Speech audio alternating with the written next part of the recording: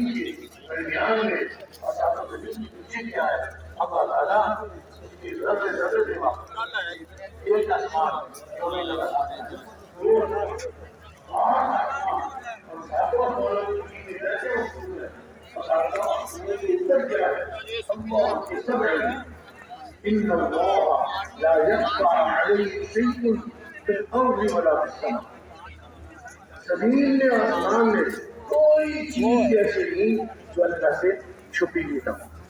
ہر چیز ظاہر ہے، کوئی چیز بھی اللہ چھپی ہوئی نہیں ہے. ان اللہ لا يخفى عليه شيء، ایک چھوٹی چیز، چھوٹی سے چھوٹی چیز اللہ سے مخفی نہیں ہے، اللہ چھپی ہوئی نہیں ہے، اللہ کے سامنے ہے، اللہ کے علم میں.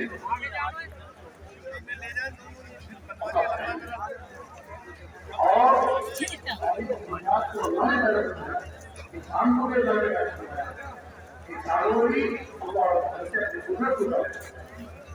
حضرت آدم علیہ السلام سب سے پہلے انسان اللہ رب العزت نے بغیر ماں باپ کے پیدا فرما دیا، بغیر ماں باپ کے پیدا فرما دیا، اپنے امر کن سے پیدا فرما دیا.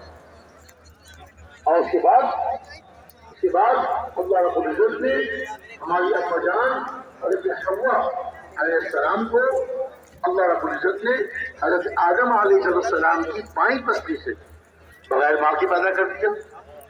حضرت آدم علیہ السلام بغیر ماں باپ کے، حضرت حوا علیہ السلام بغیر ماں کے، اور پھر اللہ تعالیٰ نے حضرت عیسیٰ نبی علیہ السلام کو بغیر باپ کے پیدا فرما دیا.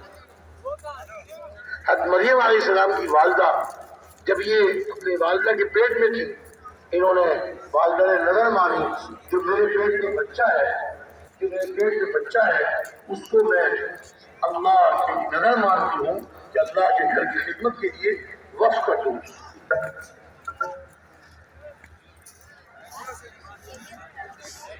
جو میرے پیٹ میں بچہ ہے اللہ کے گھر بیت المقدس کے لیے میں اس کو وقف کرتی ہوں. نظر مان لی. اللہ کرنا کیا ہوا، جب ولادت ہوئی تو بچی کی ولادت ہوئی، یہ بہت پریشان ہو گئی. حضرت مریم السلام کی والدہ بہت پریشان ہو گئی کہ میں تو نظر مانی تھی اپنے بچے کو اللہ کے گھر بیت المقدس کے لیے وقف کروں گی، اور یہ تو بیٹی پیدا ہو گئی. بیٹی تو اللہ کے گھر کی خدمت نہیں کیا کرتی، مرد خدمت کرتے ہیں. رونے لگی، تعلیم کی دنیا اللہ کے سامنے گڑگڑانے لگی، یا اللہ میں تو اپنے بیٹے بیٹا ہوگا اور اس کو آپ کے گھر کے لیے وقف کر دوں گی، یا اللہ یہ تو بیٹی پیدا ہوگی. مغرب کو پھر مغرب کے بعد اللہ کے سامنے عاجزی کرنے لگی. تقریباً ہے پورا بیان ہی ان کا عاجزی کرنا اللہ تعالیٰ کو اتنا پسند آیا کہ اللہ تعالیٰ نے ان کی بیٹی کو اللہ نے قبول فرما لیا. ٹھیک ہے یہ بیٹی ہے لیکن اسی کو ہم اپنے گھر کی خدمت کے لیے قبول کرتے. اللہ نے کیا فرمایا؟ بقبول حسن، جو اپنی اللہ تعالیٰ کے سامنے جو پیش کر رہی تھی اس کو چھوٹی چیز سمجھ رہی تھی، معمولی سمجھ رہی تھی. اللہ رب العزت کو وہ چیز پسند آئی کہ ہم بیٹی کو قبول کرتے ہیں، اور قبول حسن اچھا قبول کرتے ہیں. فتقبلها ربها بقبول حسن، اللہ تعالیٰ نے اچھا قبول فرمایا انہیں. اب یہ لے کر آئی اپنی بیٹی کو بیت المقدس میں. وہاں جو خدمت کرنے والے جو اس دین کے عالم تھے انہوں نے کہا یہاں تو آتے اللہ کے گھر میں خدمت کرنے کے لیے مرد آیا کرتے ہیں، یہ تو مرد نہیں، یہ تو بیٹی ہے. اور حضرت زکریا علیہ السلام اللہ کے نبی،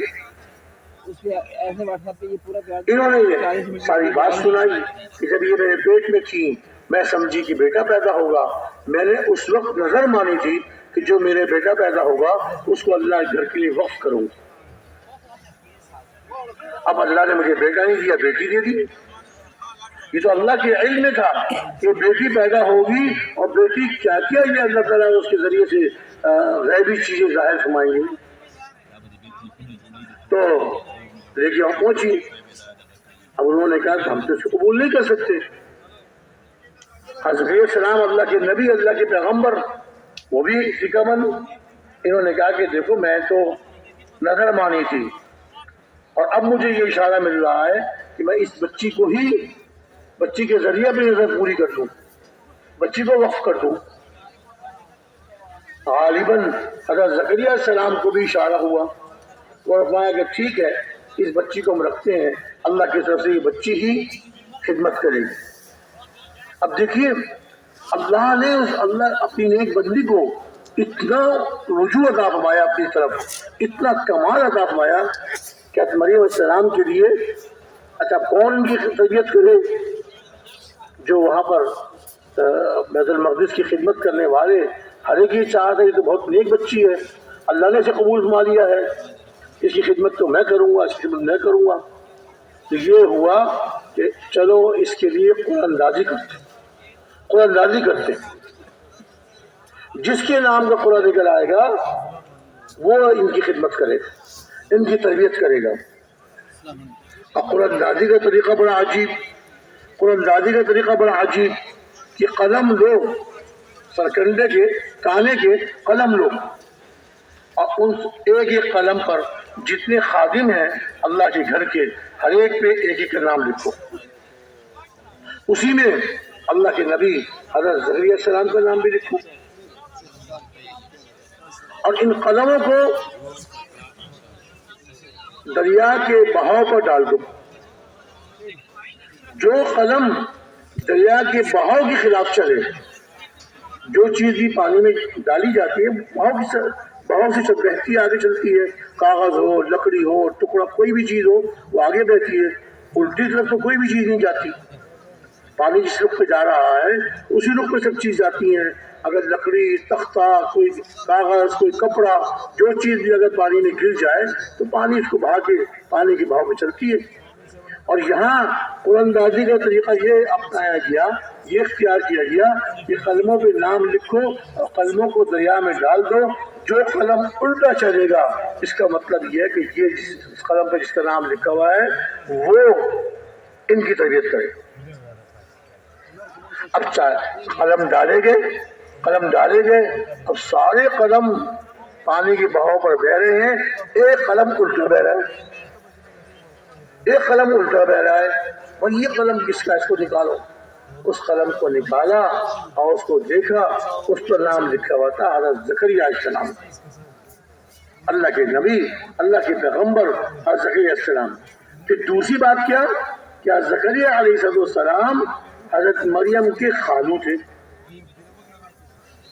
ہماری جو شریعت ہے حضرت محمد صلی اللہ علیہ وسلم کی شریعت، اس میں خالہ کو بھانجے کی محرمہ ہوتی ہیں، لیکن خالو اپنی بیوی کی بھانجی کے محرم نہیں ہوتے۔ ان کی شریعت میں بھائی یہ کام نہ کرو، اللہ کے ولیو یہ کام نہ کرو، یہ تصویریں مت کھینچو، تصویریں کھینچنا جائز نہیں ہے۔ تو یہ دین کی مجلس میں کیا دین کی بات ہو رہی ہو، اللہ کے رسول کی بات ہو رہی ہو، وہاں ایسے گناہ کے کام کریں۔ پہلے بھی ایک بھائی نے وہاں اس طرح بتی جلائی فوٹو کھینچنے کے لیے، ابھی یہاں ایک بھائی نے بتی جلائی فوٹو کھینچنے کے لیے، ایسے کام نہ کرو۔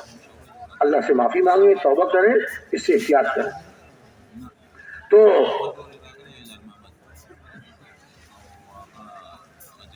حضرت زکریا علیہ السلام کے حصے میں ان کی تربیت آئی۔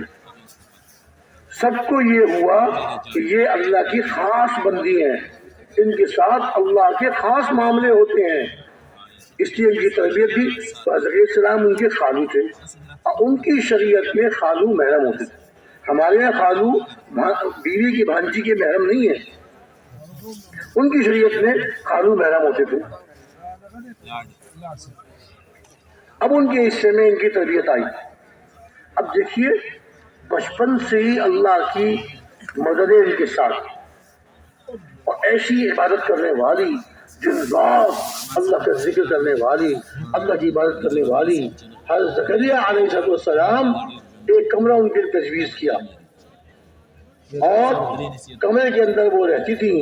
حضرت زکریا علیہ السلام ان کی تربیت فرمایا کرتے تھے، ان کو دین کی باتیں سکھاتے تھے، جو کچھ بھی ان کے دین میں، ان کی شریعت میں جو احکامات تھے اور جو دین کی چیزیں تھیں، دعائیں اور اللہ کے حکم، ان سب کو سکھاتے تھے وہ۔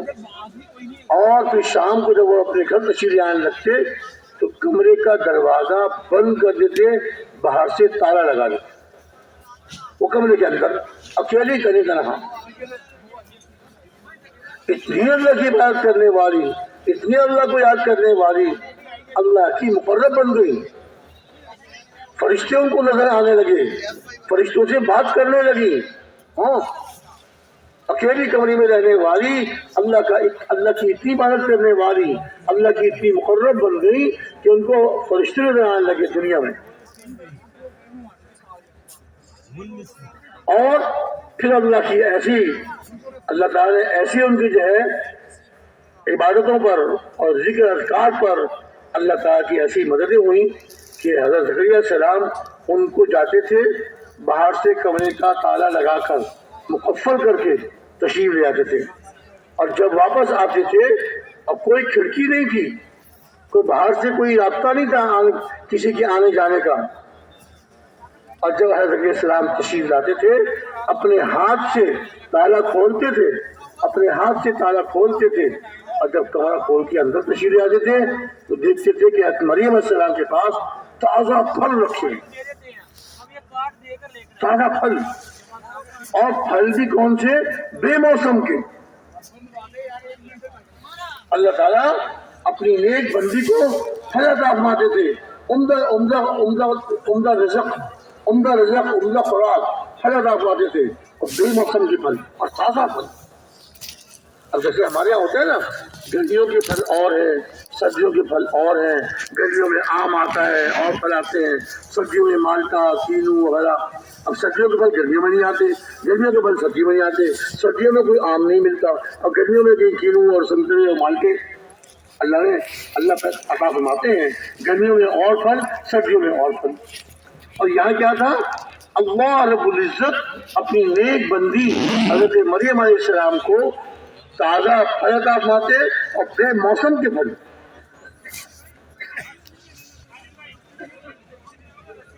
حضرت علیہ السلام تشریف لاتے اور جب پھل دیکھتے تھے آگے پوچھتے تھے. اچھا، یہ ایک دفعہ دو دفعہ نہیں، قرآن پاک کی آیت میں کیا ہے؟ کلما دخل علیہ زکریا المحراب، جب بھی حضرت زکریا علیہ السلام ان کے پاس محراب میں جو ان کا کمرہ تھا جہاں ان کو رکھا ہوا تھا وہاں تشریف لاتے تو ان کے پاس پھل رکھے ہوتے تھے. وہ پوچھتے تھے قال یا مریم انا لکی ھذا، اے مریم یہ پھل کہاں سے آئے؟ اے مریم یہ پھل کہاں سے آئے؟ تم باہر نکلی نہیں، باہر سے کوئی اندر آیا نہیں، یہ پھل کہاں سے آئے؟ اور فوراً جواب دیتی قالت هو من عند اللہ، یہ پھل اللہ کی طرف سے. ان اللہ یرزق من یشاء بغیر حساب، یقینا اللہ تعالیٰ جس کو چاہتے بے حساب رزق عطا فرماتے. اچھا، اب یہاں تو حضرت کے سامنے یہ منظر دیکھا کہ جب بھی میں آتا ہوں ان کے پاس پھل رکھے ہوتے ہیں، تازہ پھل، بے موسم کے پھل. تو وہاں ایک اعمال کا اور یقین کا، اللہ تعالیٰ کی ذات عالی پر کامل ایمان کا ماحول تھا. حضرت مریم علیہ السلام عورت ذات ہوتے ہوئے ان کا اللہ پہ اتنا یقین، ان کا اللہ پہ اتنا یقین، ان کا اتنا کامل ایمان کہ اللہ تعالیٰ ان کو اپنے پاس سے بے حساب رزق عطا فرماتے تھے. اور صاف مان لگی جب پوچھا حضرت السلام نے اے مریم یہ پھل کہاں سے آئے؟ فوراً کیا جواب دیا بڑے یقین کے ساتھ، قالت هو من عند اللہ، یہ پھل تو اللہ کی طرف سے آئے، اللہ نے مجھے عطا فرمائے. بند کمرے میں اللہ نے رزق پہنچا دیا، پھل پہنچا دیے.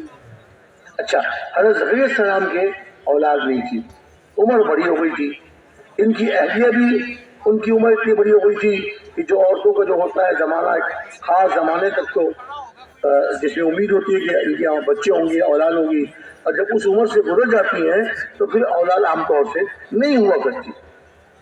مایوسی کی عمر کہتے ہیں، اردو میں اس کو بانجھ کہتے ہیں. اتنی بڑی عمر ہو گئی اب ان کی اولاد نہیں ہوگی. لیکن وہاں ایمان کا ماحول، یقین کا ماحول، اللہ کے نبی حضرت زکریا علیہ السلام بھی اس ماحول سے اتنے متاثر ہوئے، اسی وقت دعا کی اے اللہ، مفہوم اس طرح سے ہے اے اللہ جس طرح آپ نے مریم کو بغیر بے موسم کے پھل دیے، تو بڑی قدرت والے ہیں، آپ بڑی قدرت والے ہیں، مجھ کو بھی بغیر موسم کے بغیر موقع کے آپ اولاد دے سکتے ہیں، میرے کوئی اولاد نہیں ہے۔ وہاں چونکہ علماء فرماتے ہیں فصیح حضرات کہ وہ ماحول تھا غیب کا، اللہ کے کامل یقین کا ماحول تھا، حضرت زکریا علیہ السلام بھی اس سے متاثر ہوئے۔ اس سے فرماتے ہیں کہ آدمی کو دین کے ماحول میں، دعوت کے ماحول میں، اعمال کے ماحول میں اس کا دل خود بہت متاثر ہوگا، اور خدا نہ خواستہ دوسری بات کو ذکر نہیں کرنی چاہیے، جو دوسرے ماحول میں چلا جاتا ہے اس کا اثر ہوئے بغیر بھی نہیں رہتا۔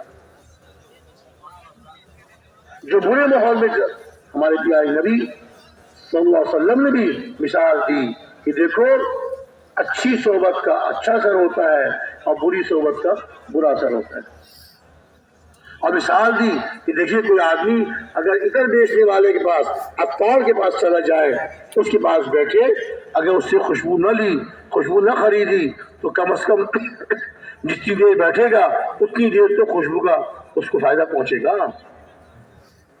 اور بعض دفعہ وہ خوشبو اتنی زیادہ ہوتی ہے کہ اس کے کپڑوں میں بس جاتی ہے، وہاں سے نکلتا ہے تو خوشبو کا اثر کپڑوں پہ آ جاتا ہے۔ عطار کے پاس بیٹھنے سے، ادھر بیچنے والے کے پاس بیٹھنے سے اس کے پاس ادھر کی خوشبو آتی ہے۔ اور فرمایا کہ لوہار جو لوہے کام کرتا ہے، بھٹی چونکتا ہے، اس کے پاس بیٹھنے والے کا اس کی بھٹی کا اثر آتا ہے، اس کے دھوئے کا، اس کی بدبو کا، اور کچھ نہیں تو کوئی چنگاری اڑ کر اس کے کپڑے میں لگ جاتی ہے، کپڑے کو جلا دیتی ہے۔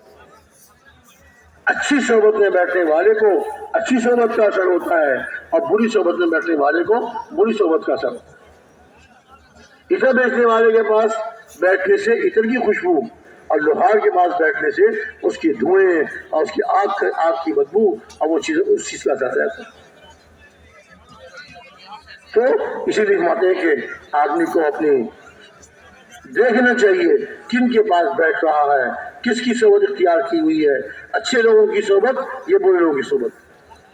فارسی کا ایک مقولہ ہے نا، صحبت صالح ترا صالح کند، صحبت طالح ترا طالح کند۔ اچھی صحبت تجھ کو نیک بنا دے گی، نیک آدمیوں کی صحبت تجھے نیک بنا دے گی، اور برے آدمیوں کی صحبت تجھ کو برا بنا دے گی۔ حتیٰ کہ حدیث میں یہاں تک آتا ہے کہ جانوروں کے پالنے والے جانوروں میں اللہ تعالیٰ نے مختلف چیزیں رکھی ہیں، مختلف صفات رکھی ہیں۔ بکری میں اللہ تعالیٰ نے مسکنت، تواضع، عاجزی، اسی لیے اللہ تعالیٰ نے اپنے انبیاء علیہ السلام سے بکریاں چروائیں۔ ایک مرتبہ ہمارے پیارے نبی صلی اللہ علیہ وسلم نے ارشاد فرمایا، اللہ کے ہر نبی نے بکریاں چرائی۔ صحابہ نے پوچھا یا رسول اللہ آپ نے بکریاں چرائی ہیں؟ ارشاد فرمایا کہ ہاں، مکہ مکرمہ میں بعض کافروں کے بکریاں میں نے اجرت پر مزدوری پہ چرائی ہیں۔ بکریوں میں مسکت ہوتی ہے، اور انبیاء اور بکریوں کے ساتھ بکریوں کو چلانے والے کو بہت برداشت کرنا پڑتا ہے، اس لیے کہ علماء فرماتے ہیں کہ دیکھیں بکریاں جو ہے نا، جو بکریوں کو ریوڑ لے کے جاتا ہے چلانے کے لیے، تو بکری کمزور جانور ہے۔ اب ایک بکری ریوڑ سے نکل کے وہ بھاگتی ہے، اس کا چلانے والا چرواہا اس کے پیچھے بھاگتا ہے، آگے جا کے اس کو پکڑتا ہے اور پکڑ کے جاتا ہے ریوڑ میں، یہاں جا کے چھوڑتے ہیں، دوسری بکری بھاگ جاتی ہے دوسری طرف سے، اب وہ اس کے پیچھے بھاگتا ہے، اس کو کھینچ کے لاتا ہے، اللہ کی ریوڑ میں چھوڑتا ہے، غصہ بڑا آتا ہے، ڈنڈا اس کے پاس ہوتا ہے، اٹھاتا ہے کندھے تک، مار اس بکری کو، اس نے مجھے جو ہے اتنا بھگایا، اتنا تھکایا، لیکن کیا سوچتا ہے یہ ڈنڈا اگر اس بکری کے پیٹھ پہ ماروں گا تو اس کی کمر کی ہڈی ٹوٹ جائے گی، میرا اپنا نقصان ہوگا، اگر اس کی ٹانگوں میں ماروں گا تو ٹانگوں کی ہڈی ٹوٹ جائے گی تو میرا نقصان ہوگا، تو یہ پھر ڈنڈا نیچے کر لیتا ہے، برداشت کرتا ہے۔ تو مفسرین حضرات علماء باتیں ہیں اللہ تعالیٰ نے انبیاء علیہ السلام سے بکریاں چروائیں، کیونکہ آگے انہوں نے چل کر جب اللہ تعالیٰ ان کو مبعوث فرمائیں گے تو انہوں نے لوگوں پر محنت کرنی ہے، قوموں میں محنت کرنی ہے، اور قوموں میں ہر طرح کے لوگ آئیں گے، بعض اکھڑ مزاج کے، بعض سخت مزاج کے، بعض ماننے والے، بعض نہ ماننے والے. اللہ کے نبی نے ہر ایک کی برداشت کرنی ہے، ہر ایک کی برداشت کرنی ہے، اور ہر ایک کے ساتھ تواضع اور عاجزی سے پیش آنا ہے. اللہ تعالیٰ نبوت سے پہلے ان سے بقیے چلواتے تھے. خیر، بقیوں میں اللہ نے تواضع اور مسکت رکھی ہے، اور فرماتے ہیں کہ گھوڑے میں اللہ تعالیٰ نے تکبر کے مزاج رکھا ہے. تو بکریوں کے پالنے والوں میں مسکنت تواضع آتی ہے، گھوڑے کے پالنے والوں میں تھوڑا سا اپنی بڑائی، اپنے آپ کو اچھا سمجھنا. اور اونٹوں میں اللہ نے ایک کینہ رکھا ہے، تو اونٹوں کے پالنے والے اور اونٹوں کے چلانے والے ان میں اونٹ کی صفت آتی ہے. تو یہ ہمارے پیارے نبی صلی اللہ علیہ وسلم نے ارشاد فرمایا کہ جانوروں کو پالنے والے اور جانوروں کو چلانے والے ان میں بھی ان کی صفت منتقل ہوتی ہے. تو جس ماحول میں آدمی ہوگا، دعوت کے ماحول میں، اعمال کے ماحول میں، نیک اعمال کے ماحول میں ان کا اثر آئے گا اور آدمی نیک بنے گا. اب خدا نہ خواستہ اللہ نہ کرے برے ماحول میں چلا گیا، برے ماحول میں چلا گیا تو بس وہ تو پھر خدا نہ خواستہ برے ہی بن جائے گا.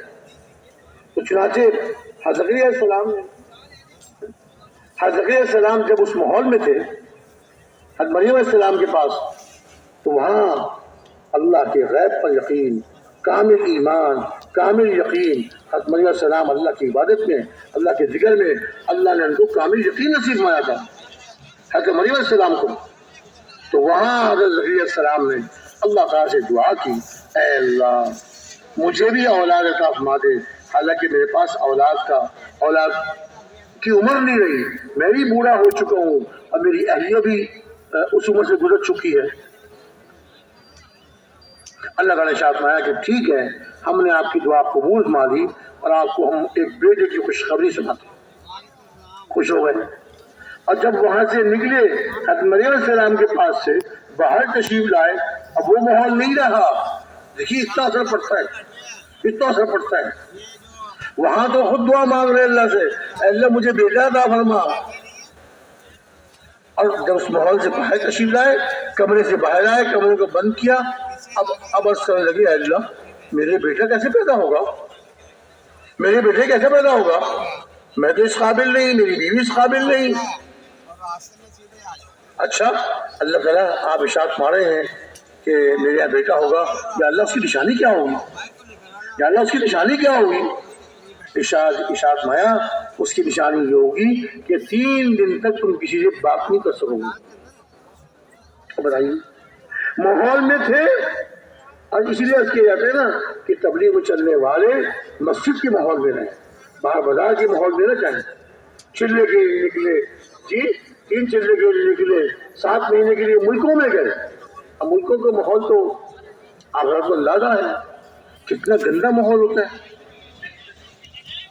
خاص کر جو غیر مسلم ممالک کے جو ماحول ہیں بڑے گندے،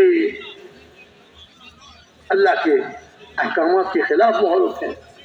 اسی لیے ہمارے اکابر ہمارا کرتے تھے کہ مسجد سے باہر نہیں نکلنا چاہیے. ہاں گشتوں میں جائیں تو بالکل جائیں، ضرور جائیں، خوب گشت کریں، بازاروں میں بھی اور کارخانوں میں بھی، دفتروں میں بھی، لیکن اس کے علاوہ مسجد میں رہیں. مسجد اعمال کا ماحول، مسجد اللہ کا گھر ہے، اعمال کا ماحول ہے. اس ماحول میں رہیں گے اس کا اثر ہوگا. اس ماحول سے نکلیں گے تو خدا نہ خواستہ وہ جو باہر کا ماحول ہے اس کا اثر پھر ہم پہ نہ پڑے. اب عرض کیا حضرت زکریا علیہ السلام نے، اے اللہ آپ ارشاد مارے میرے یہاں بیٹا ہوگا، اس کی نشانی کیا ہے.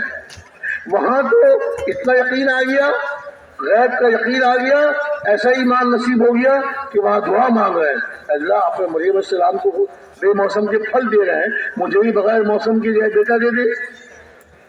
اللہ نے ارشاد فرمایا کہ ٹھیک ہے، آپ کی دعا قبول کر لی ہم نے. اور جب وہاں سے باہر نکلتے ہیں، یا اللہ میرے بیٹے کیسا ہوگا، میرے یہاں بیٹا کیسے پیدا ہوگا.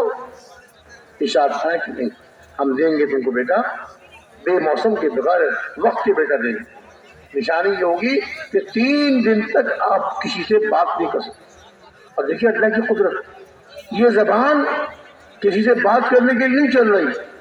اللہ کا ذکر اور کتاب اللہ کی تلاوت، اللہ کا ذکر جتنا کریں گے اس کی زبان چلے گی. اللہ ہر چیز سے قادر ہے. وہی زبان اللہ کے ذکر میں چل رہی ہے, اللہ کی عبادت میں چل رہی ہے, نماز میں چل رہی ہے, لیکن انسانوں سے بات کرنے میں بند. اب دیکھیے نا ہمارے بزرگ حضرت مولانا فضل رحیم صاحب رحمۃ اللہ علیہ رحمۃ اللہ, کتنے اونچے بزرگ ماشاء اللہ درس بخاری دیا کرتے تھے, بخاری شریف میں درس دیا کرتے تھے, کتنا اونچا بیان فرمایا کرتے تھے, لیکن آخری عمر میں اللہ تعالیٰ نے ان کی زبان بند کر دی, بول نہیں سکتے. سنتے تھے, سمجھتے تھے, جواب لکھ کر دیتے تھے, لکھ کے پوچھتے تھے. اللہ کے دوست ہے حضرت السلام کی اللہ نے زبان ایسی وہ تو بول بھی نہیں سکتے تھے, اور زبان سے پڑھنا بھی ان کا یہ اللہ کی طرف سے ہوا, لیکن حضرت السلام اللہ کا ذکر عبادت سب کر سکتے تھے, لیکن انسانوں سے بات نہیں کر سکتے. 3 دن تک یہ نشانی تھی کہ آپ کے اب بیٹا پیدا ہونے والا ہے. تو وہاں دعا کی. اب حضرت مریم السلام اللہ کی نیک بندی, فرشتوں کو نظر آنے لگے, فرشتوں بات کرنے لگی. ایک دفعہ یہ اپنے کمرے سے نکلی اور باہر غسل کرنے کے لیے تشریف لے گئی, غسل کرنے کے لیے تشریف لے گئی. وہاں غسل کیا, پاک صاف ہوئی. جب غسل کر کے فارغ ہوئی تو ان کے ایک نوجوان, خوبصورت نوجوان نظر آیا. یہ گھبرا گئی, پاک باز تھی, بطول, اپنی عصمت کی حفاظت کرنے والی, گھبرا گئی. فوراً کہا میں اللہ کی پناہ چاہتی ہوں, اللہ کی پناہ چاہتی ہوں.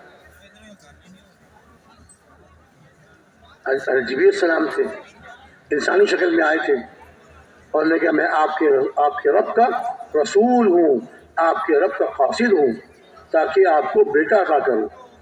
ہائے میرے بیٹا کیسے پیدا ہوگا؟ مجھے کسی مرد نے چھوا نہیں, اور میں گناہگار نہیں ہوں. میرے بیٹا کیسے پیدا ہوگا؟ نہ مجھے کسی مرد نے چھوا اور نہ میں گناہگار ہوں, میرے بیٹا کیسے پیدا ہوگا؟ اور لیکن یہ اللہ کا حکم ہے, آپ کے رب کا حکم ہے, اور رب جو چاہتے ہیں وہ ہوتا ہے. پھر آتا ہے کہ حضرت جبریل السلام نے جو پھونک ماری اللہ کے حکم سے, تو ان کے پیٹ میں حضرت السلام آ گئے.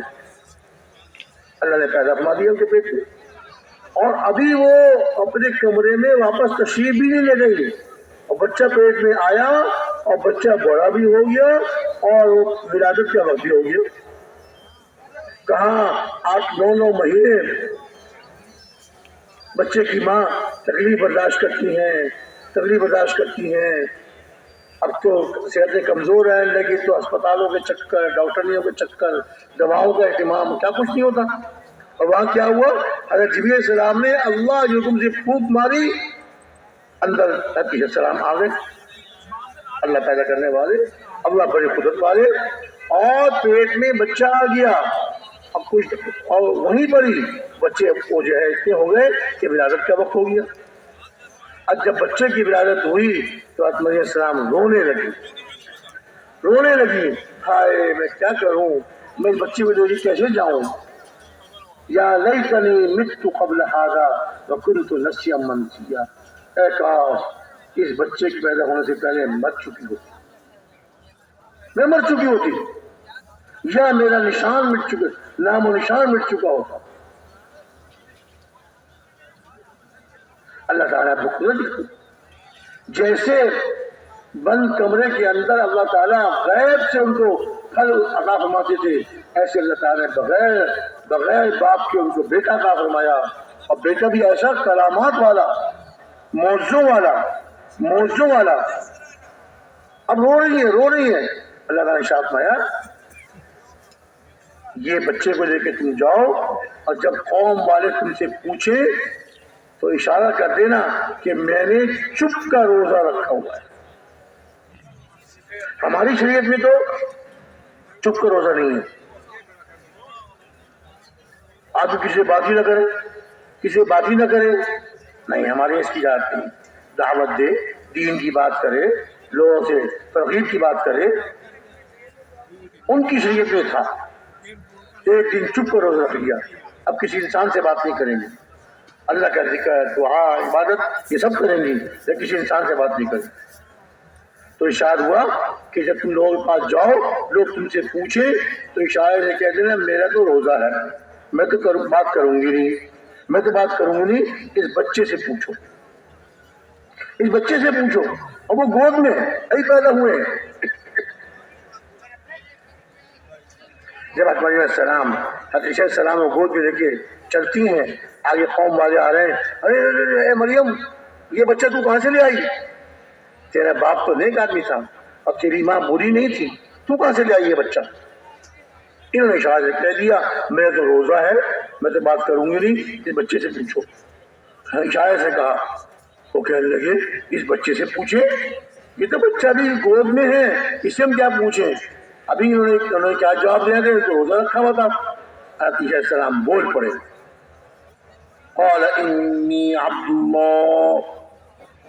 دیکھیے ہر مخلوق کے پیدا کرنے والے اللہ اور اس کو صلاحیت استعداد دینے والے اللہ، جیسے اللہ جو بچے کو بڑے ہونے کے بعد بولنے کی طاقت دیتے ہیں، حضرت عیسیٰ السلام کو جو والدہ کی گود میں تھے اللہ نے کو بولنے کی طاقت دی۔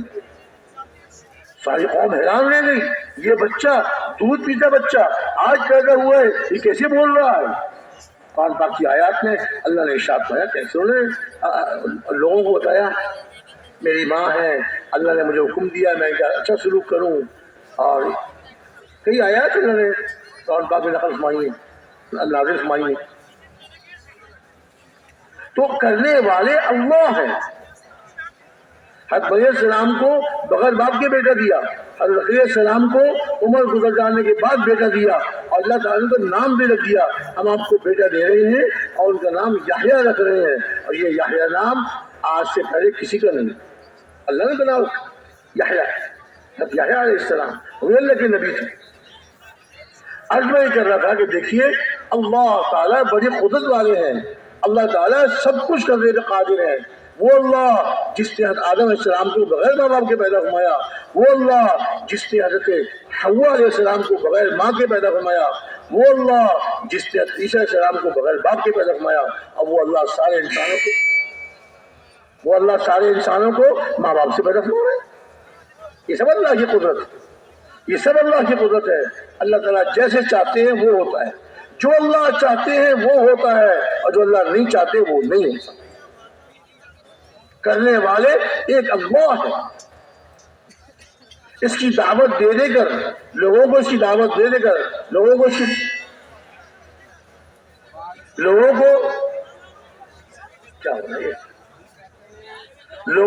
چیز سے بلا کر دعوت دے دے کر اپنے یقین کو درست کرنا ہے۔ میرا اپنا یقین جو چیزوں پر، ملک پر، مال پر، دولت پر جو یقین آ رہا ہے، میں نے دوسروں کو دعوت دے دے کر اللہ کی بڑائی، اللہ کی عظمت، اللہ کی صفات کو بیان کر کر کے اپنے دل سے اللہ کے اور غیر کے یقین کو نکالنا۔ کرنے والے کون ہیں بھائی؟ ایک اللہ ہے۔ زمین کے اوپر، زمین کے نیچے، آسمان کے نیچے، آسمان کے اوپر، سمندر کے اوپر، سمندر کے نیچے، ہر جگہ کرنے والے ایک اللہ ہے۔ اللہ ہی کرتے ہیں، اللہ کے ارادے سے ہوتا ہے، جو اللہ چاہتے ہیں وہ ہوتا ہے، اور جو اللہ نہیں چاہتے وہ نہیں ہے۔ ہمارے پیارے نبی صلی اللہ علیہ وسلم ایک مرتبہ مدینہ منورہ میں اونٹ پہ سوار تشریف لے آئے۔ آپ کے چچا کے بیٹے حضرت عبداللہ بن عباس رضی اللہ تعالیٰ عنہما آپ کے ساتھ بیٹھے ہوئے تھے۔ ہمارے پیارے نبی صلی اللہ علیہ وسلم ان کی طرف متوجہ ہوئے، ارشاد فرمایا، اے لڑکے تمہیں چند کلمات سکھاتا ہوں، اے لڑکے تمہیں چند کلمات سکھاتا ہوں، ان کو یاد کر لو تمہیں ان سے نفع ہوگا، یاد کر لو تمہیں اس سے نفع ہوگا، فائدہ ہوگا۔ ارشاد فرمایا، احفظ اللہ یحفظک، تم اللہ کی حفاظت کرو، یعنی اللہ کے دین کی حفاظت کرو، اللہ کے اوامر کی حفاظت کرو۔ احفظ اللہ یحفظک، تم اللہ کی حفاظت کرو، اللہ تمہاری حفاظت کرنا۔ حفاظت تو اللہ کی کافی ہے۔ ساری مخلوق کچھ نہیں بگاڑ سکتی جس کی اللہ حفاظت کرے۔ اور جس کی اللہ حفاظت نہ فرمائے اسے کوئی بچا نہیں سکتا. جس کی اللہ حفاظت فرمائے جس کی اللہ حفاظت فرمائے اسے کوئی نقصان نہیں بچا سکتا، اور جس کی اللہ حفاظت نہ فرمائے اسے کوئی بچا نہیں سکتا. کیا ارشاد میں احفظ اللہ یحفظ کا، تم اللہ کی یعنی اللہ کے دین کی، اللہ کے اوامر کی حفاظت کرو، اللہ تمہاری حفاظت کرے. اللہ سے حفاظت لینی ہو حفاظت تو اللہ کی کافی ہے، حفاظت تو اللہ کی کافی ہے.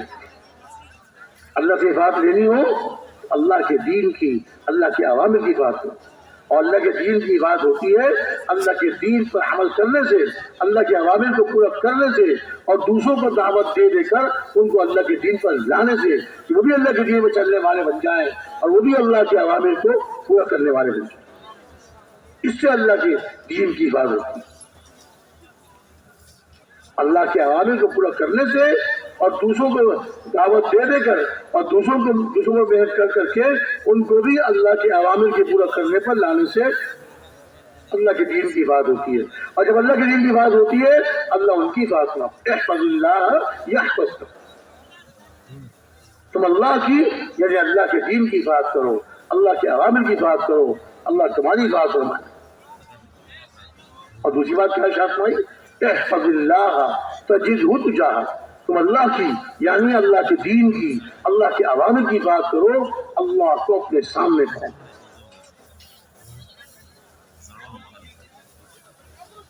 جب تم اللہ کے دین کی بات کر رہے ہو اب تمہیں جو کچھ چاہیے اللہ سے مانگو، اللہ تمہیں عطا فرمائے. صحت چاہیے اللہ صحت مانگو گے اللہ صحت عطا فرمائے. مالداری یا تونگری غنا چاہیے اللہ سے مانگو گے اللہ وہ عطا فرمائے. اولاد چاہیے اللہ وہ عطا فرمائیں گے. حضرت زکریا علیہ السلام کو اللہ نے اولاد عطا فرمائی. حضرت موسیٰ علیہ السلام نے اپنے اللہ سے مانگا اے اللہ میری زبان میں لکنت ہے، مجھے آپ بھیج رہے ہیں فرعون کی طرف نبی بنا کر، اے اللہ یہ میرے بھائی ہارون ہیں، اے اللہ یہ میرے بھائی ہارون ہیں، ان کی زبان صاف ہے شستہ ہے، ان کو میرے ساتھ نبوت میں شریک کر دیجیے، ہم دونوں آپ کا خوب ذکر کریں گے، آپ کی خوب تصویر بیان کریں گے، اور فرعون کی بات جاتی ہے آپ کی کب بلائیں گے، آپ کی تصویر بیان کریں گے، خوب آپ کی تصویر بیان کریں گے. خوب کہ نسبحک کثیرا ونذکرک کثیرا انک کنت بنا بصیرا. ان کو بھی نبوت کی شکل شریک ما دیجیے تاکہ ہم دونوں آپ کی خوب تصویر بیان کریں اور خوب آپ کا ذکر کریں اور آپ ہم کو خوب دیکھنے والے. حضرت زکریا علیہ السلام نے اولاد مانگی اللہ نے اولاد عطا فرمائی. حضرت موسیٰ علیہ السلام نے بھائی مانگا نبوت کے لیے اللہ نے بھائی عطا فرما دیے. ہمارے پیارے نبی صلی اللہ علیہ وسلم اب ان کی قوم والے قریش آپ کے دشمن، آپ کے ساتھیوں کے صحابہ کے دشمن، آپ کے دشمن، آپ کے ساتھی صحابہ کے دشمن. آخر دشمنی کرتے کرتے ایک رات انہوں نے طے کیا آج کی رات حضرت محمد صلی اللہ علیہ وسلم کے گھر کا پہرا دیں گے. تلوار لے کے کھڑے ہوں گے، نکل نہیں سکتے، آج ان کو ختم کر کے چھوڑیں گے.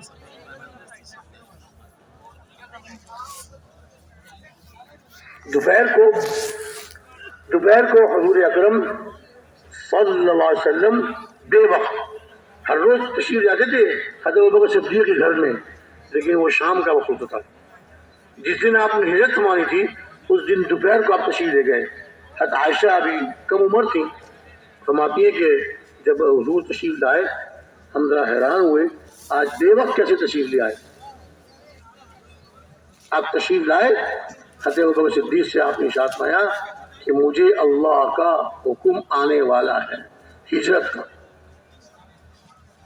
اللہ نے آپ کو بتا دیا تھا ان قریب آپ کو ہجرت کا حکم ہوگا، تو بتانے گئے تھے حضرت ابوبکر کو کہ ابوبکر مجھے ان قریب ہجرت کا مکہ مکرمہ چھوڑ کر جانے کا حکم ملنے والا ہے. حضرت ابوبکر نے فوراً پوچھا کہ رسول اللہ آپ کا ساتھی کون ہوگا، یا رسول اللہ آپ کا ساتھی کون ہوگا.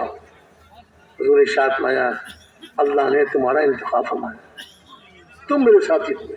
خوش ہو گئے حضرت ابوبکر، یا رسول اللہ یہ میری دو اونٹنیاں ہیں، آج کے دن کے لیے میں نے یہ پال کے رکھی ہوئی ہیں، جب اللہ کا حکم ہجرت کا آئے گا ایک آپ کی خدمت میں ہدیہ ہے اور ایک میری۔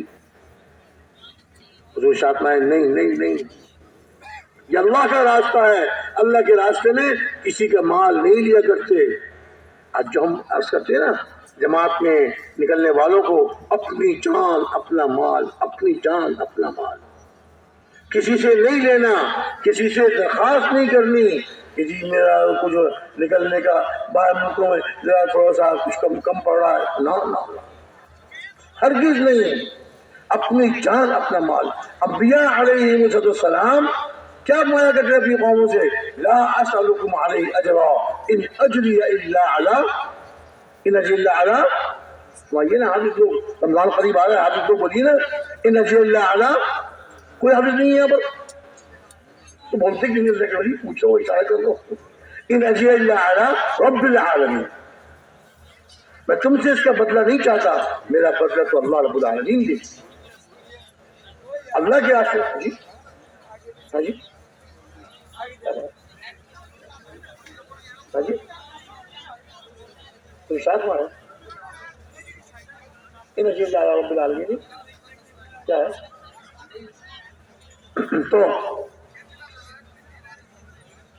اسی لیے ہمارے بڑے، ہمارے اکابر یہ فرمایا کرتے تھے، اور اب تک یہ بات عرض کی جا رہی ہے اور ذہنوں میں بٹھائی جا رہی ہے، اللہ کی راہ میں نکلنا ہے، اپنی جان اپنا مال۔ جماعتیں جاتی ہیں نا باہر ملکوں میں، ان سے بھی کہتے ہیں کہ دیکھو بھائی اپنی سواریوں میں جانا، اپنی سواریوں میں جانا، اپنا کھانا خود پکانا، اپنی جان اپنا مال، اپنی جان اپنا مال۔ کسی کے سامنے اپنی ضرورت کا اظہار نہیں کرنا۔ فرمایا کہ جس نے سوال کا دروازہ کھولا اس نے فخر کا دروازہ کھول دیا، جس نے کسی مخلوق سے مانگا، مخلوق کے سامنے سوال کیا، اس نے اپنے لیے فخر کا دروازہ کھول دیا۔ جو صرف اللہ سے مانگتا ہے، اللہ سے دیتا ہے، اللہ رب العزت غیب کی خزانوں سے عطا فرماتا ہے۔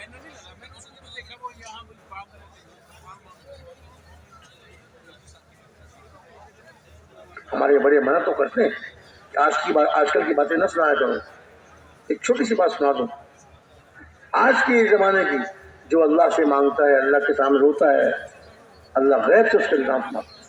ہمارے پرانے تبلیغی ساتھی تھے، بزرگ تھے، اب تو عرصہ ہو کے انتقال ہوئے بھی، ان کی تشکیل ہو گئی باہر ملک، انتظام نہیں تھا، پوری رات اللہ سے مانگتے رہے، پوری رات مانگتے رہے، روتے رہے اللہ کے سامنے، تہجد کے وقت میں ان کی جیب میں اللہ نے دے دیا۔ ہاں اللہ کے خزانے میں تو کمی نہیں ہے، ہمارے مانگنے میں کمی ہے، ہمارے مانگنے میں کمی ہے۔ پوری رات لگائی اور تہجد کے وقت میں جیب میں اللہ نے ایسا فرما دیا۔ لیکن یہ ضروری نہیں ہے، تو اپنے اپنے یقین کی بات ہے، اپنے اپنے اللہ کے سامنے گڑ گڑانے اور رونے کی بات ہے۔ کہ جی مولوی صاحب نے سنایا تھا، میں تو شاید مانگتا رہا، کچھ نہیں ہوا۔ واقعات پر نہیں، تو اللہ کی ذات عالی پر یقین۔ کیا ارشاد فرمایا؟ احفظ اللہ یحفظک، اللہ کی یعنی اللہ کے دین کی حفاظت کرو، اللہ تمہاری حفاظت فرمائے۔ اور احفظ اللہ تجدہ تجاہک، تم اللہ کی یعنی اللہ کے دین کی حفاظت کرو، اللہ کو اپنے سامنے پاؤ۔ اب جو تمہیں چاہیے، تم جو اللہ کے دین کی حفاظت کر رہے ہو، محنت کر کر کے اللہ کے پیارے نبی کی امت کو اللہ کی طرف لا رہے ہو، اور دین پہ چلنے کے لیے تیار کر رہے ہو، مسجد والا بنا رہے ہو، اللہ والا بنا رہے ہو، اب اللہ سے جو مانگو گے اللہ تم کو عطا فرمائے۔ احفظ اللہ تجدہ تجاہک، اللہ کی یا اللہ کے دین کی حفاظت کرو، اللہ کو اپنے سامنے پاؤ۔ اگلی بات اور صاف واضح طور سے، اور صاف یقین کی واضح بات، میں اذا سألت وإذا سألت فاسأل اللہ، جب تمہیں کچھ مانگنا ہو، کچھ چاہیے ہو، تو کس سے مانگو بھائی؟ میں نے کہا جو خدا نہ خواستہ اللہ ہم سب کی پوری امت کی حفاظت فرمائے. جو بندوں سے اللہ کے غیر سے مانگنے کے لیے ہاتھ پھیلاتا ہے وہ اپنے لیے اللہ سے فقر کا دروازہ کھول دے. وَإِذَا سَأَلْتَ فَاسْأَلِ اللَّهَ. جب تمہیں کچھ مانگنا ہو تو کس سے مانگو بھائی؟ جب تمہیں مانگنا ہو ایک اللہ ہی سے مانگو. ایک تو یہ کہنا اللہ سے مانگو ٹھیک ہے, لیکن ایک یہ ہے اللہ ہی سے مانگو. دونوں جملوں فرق ہے نا؟ کیوں جی فرق ہے نا؟ حالی صاحب بولیے. جب مانگنا ہو ایک اللہ ہی سے مانگو. وَإِذَا اسْتَعَنْتَ فَاسْتَعِنْ بِاللَّهِ. اور جب تمہیں مدد طلب کرنی ہو تو ایک اللہ ہی سے مدد مانگو.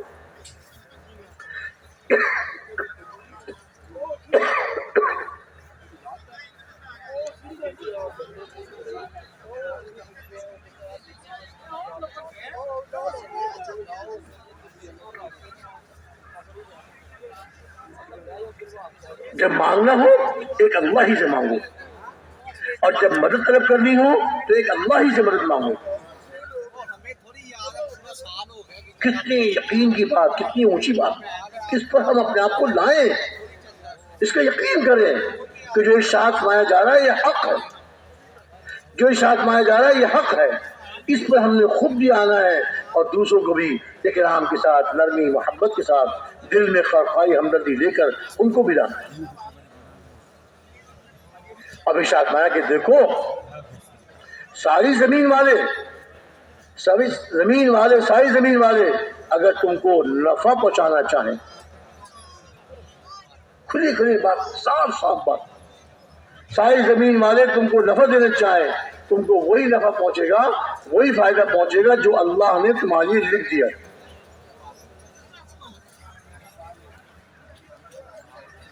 دنیا والوں کے چاہنے سے نہیں ہوتا. کس کے چاہنے سے ہوتا ہے بھائی؟ اللہ سے. ایک اللہ ہی کے چاہنے سے ہوتا ہے. جو اللہ چاہتے ہیں وہ ہوتا ہے, اور جو اللہ نہیں چاہتے وہ نہیں ہوتا.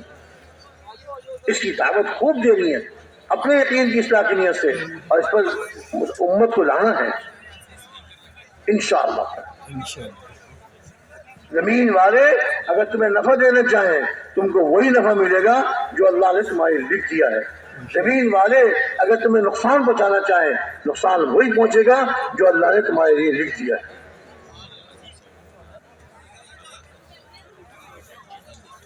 بات کر رہا تھا نا کہ ہمارے پیارے نبی صلی اللہ علیہ وسلم گھر کے اندر ہیں, دوپہر کو پہنچے حضرت ابو بکر صدیق اللہ عنہ کے پاس. حضرت عائشہ فرماتی ہے کہ آپ بے وقت تشریف لائے, حمزہ فکرمند ہوئے, آپ نے ہمارے ساتھ فرمایا کہ مجھے ہجرت کا حکم ہونے والا ہے. رسول اللہ ساتھی کون؟ کہ ابو بکر صدیق. ابو بکر اس نے عرض کیا تھا کہ انہوں نے عرض کیا کہ 2 اونٹیاں ہیں آپ کی خدمت میں ہدیہ مائن نے, یہ اللہ کا راستہ ہے, یہاں اپنی جان. مفہوم یہ ہے, مفہوم اس طرح سے ہے جس طرح آپ خوش ہو. وہ تو ابو بکر صدیق تھے. حضور کی منشا کو دیکھ کر چلنے والے, میرا تو دل نہیں ہے, جو حضور کا ارشاد ہے وہ ہے, جو حضور کی منشا میں اس کے قربان ہوں. ارشاد میں ہے کہ یہ اونٹنی میں قیمت لے کے تم سے لوں گا, قیمت وہاں مدینہ منورہ پہنچ کے انشاءاللہ ادا کرو گے. اور رات کو حکم آ گیا نکلیے. کفار گھر کے گرد گھیر ڈالے کھڑے ہوئے ہیں, حکم آ گیا نکلیے.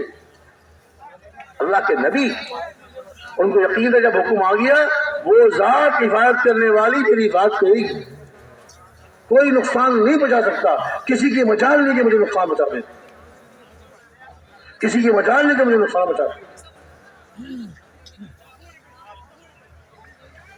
گھر سے نکل رہے ہیں, حضرت علی رضی اللہ عنہ کو اپنے بستر پہ لٹا دیا, یہاں سو جاؤ.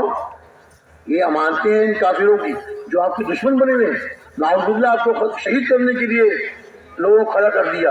انہی کی امانتیں حضرت علی کو حوالے کر رہے ہیں. یہ امانتیں ان کو بچا کر جس کی امانت ہے تم بھی ہمارے پاس چلے آ رہے. حضرت علی آ گیا, مجھے یقین ہو گیا اب مجھے نقصان نہیں کر پہنچا سکتے. یہ حضور ارشاد فرما دیا میں ان کی امانتیں دوں گا, پہنچ جاؤں گا ان کے پاس. یقین آ گیا تو ہو ہی نہیں سکتا, یہ مجھے نقصان پہنچا ہی نہیں سکتے. کیا یقین تھے حضرات کے, کیا یقین تھا ان حضرات کا. اب حضور زمانے مبارک میں کیا ہے؟ وَجَعَلْنَا مِن بَيْنِ أَيْدِيهِمْ سَدًّا وَمِن خَلْفِهِمْ سَدًّا فَأَغْشَيْنَاهُمْ فَهُمْ لَا يُبْصِرُونَ. سورہ یاسین کی آیت یہ زمانے مبارک میں ہے. یہ پڑھتے ہوئے آپ باہر نکل رہے ہیں، ایک مٹی اٹھائی، ایک مٹھی مٹی کی اٹھائی اور ان کی طرف پھینک دی، سب کی آنکھوں میں مٹی پہنچ، جتنے کافر وہاں کھڑے ہوئے گھر کے ارد گرد ان کی آنکھوں میں مٹی پہنچ گئی، آنکھوں میں مٹی مر رہے اور حضور ان کے بیچ میں سے نکلتے ہوئے چلے گئے. سبحان اللہ. حفاظت وہاں سے آتی ہے، حفاظت وہاں سے ہوتی ہے. حفیظ وہ ہے، حفیظ وہ ہیں، حفاظت فرمانے والے وہ ہیں، ان کے بیچ میں سے نکلتے ہوئے تشریف لے گئے. حضرت ابوبکر صدیق گھر پہنچے، وہاں سے دونوں حضرات نکلے اور روانہ ہو گئے. روانہ ہو گئے. کافی یہ سمجھ رہے ہیں کہ وہ چارپائی پہ سو رہے ہیں، بستر پہ سو رہے ہیں. حضرت محمد صلی اللہ علیہ وسلم، کسی نے کہا کہ وہ نہیں ہے حضرت محمد، وہ نکل گئے. کہاں سے نکل گئے؟ کیسے نکل سکتے ہیں؟ کہ نکل گئے. میں نے ایک کو دکھایا اللہ میں. کیسے نکل گئے؟ اندر داخل ہوئے، دروازہ کھول کے توڑ کے، جس طرح بھی اندر داخل ہوئے. حضرت علی آرام سے چادر اوڑھ کے بے فکر ہو کر چادر منہ سے ہٹائی. یہ تو حضرت علی ہے. مارا ان کو. کہاں ہے محمد؟ مجھے کیا پتا، باہر تم کھڑے ہو پوچھتے مجھ سے ہو، باہر تم کھڑے ہو پوچھتے مجھ سے، مجھے کیا پتا کہاں ہے. اب بڑے پریشان. ابو جہل نے اعلان کر دیا جو ان کو پکڑ کے لائے گا 100 اونٹ انعام کے. 100 اونٹ. اونٹ اس زمانے کا بڑا قیمتی جانور تھا. اونٹ اس زمانے کا بڑا قیمتی جانور تھا. جیسے آج کوئی کہہ دے یہ بڑا کام، زبردست کام کوئی کر لے گا، اس کو 100 کاریں انعام میں ملیں گی. 100 کاریں. ایک کار بھی کسی کو انعام میں مل جائے تو وہ تو ناشتہ کرتا ہے، مجھے کار مل گئی انعام میں. وہاں 100 کاریں، 100 اونٹ. محکم کرنے والے سارے پھیل گئے. حفاظت کرنے والے نے کیسے حفاظت فرمائی؟ مکڑی کے جالے سے. کس سے حفاظت فرمائی؟ کبوتری کے انڈوں سے. حفاظت فرمانے والے وہ. حضرت ابوبکر عرض کر رہے ہیں کہ اے اللہ کے رسول یہ پہنچ گئے. دیکھیے آج کل کی کھوجی بھی ہوتے ہیں، کھوجی آج کل کی بھی ہوتے ہیں. وہ تلاش کرتے ہیں دشمنوں کو، پیچھے پیچھے پھرتے ہیں، کہتے ہیں یہاں تک تو ہم پہنچ گئے، آگے آ گئی پکی سڑک، آگے آ گیا پہاڑ، یہاں ہم بے بس، کوئی نشان نہیں آپ. اور وہاں کی کھوجی اس زمانے کے سراغ رساں وہ کھوجی ایسے تھے کہ وہ پہاڑ کے اوپر تک پہنچ گئے. یہاں آئے ہیں، یہاں سے چڑھے ہیں، یہاں سے چڑھے ہیں، اب یہاں غار تک تو آئے ہیں، اس کے بعد کہاں گئے پتہ نہیں. اب آگے بے بس. یہ کیا ہے؟ یہ وہ کریم ذات حفاظت فرما کہ خود یہاں تک تو آئے وہ دونوں یہاں تک تو آئے ہیں، اب اس کے بعد کہاں گئے ہمیں نہیں معلوم. ایسی کھوجی، کھوج لگاتے لگاتے قدموں کے نشانوں سے ڈھونڈتے ڈھونڈتے غار کے دروازے تک پہنچ گئے ہیں. 10/10. اللہ نے جب حفاظت فرمانی ہوتی ہے، اللہ نے اپنے پردے ڈال دیے. کسی ایک کے دل میں نہیں خیال آ رہا، کسی عقل میں نہیں آ رہا اب میری دقت تو دیکھ لیں آپ. نہیں، کیسے دیکھ سکتے ہیں؟ اس کریم ذات نے دماغ و معاف کر دیا. کہتی ہے کبوتری بیٹھی ہوئی ہے، اگر اس کے اندر گئے ہوتے نا یہ کبوتری اڑ جاتی. اس کے اندر گئے ہوتے یہ مکڑی کا جالا ٹوٹ جاتا، اندر نہیں گئے. اس کے باہر کھڑے ہوئے وہ کھوجی اپنے وہ لگا رہے ہیں، کیا آوازیاں کر رہے ہیں. اللہ تعالیٰ نے قرآن میں کیا ارشاد فرمایا؟ وَإِنَّ أَوْهَنَ الْبُيُوتِ لَبَيْتُ الْعَنكَبُوتِ. گھروں میں سب سے کمزور گھر، گھروں میں سب سے کمزور گھر مکڑی کا گھر ہے. ایک چھوٹا سا تنکا لے کے یوں کرو گھر ٹوٹ گیا، کچھ بھی نہیں، کوئی طاقت نہیں، کوئی جان نہیں.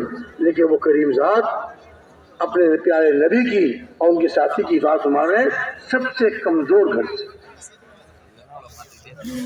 ایک کافر غار کے منہ کی طرف منہ کر کے پیشاب کرنے لگا.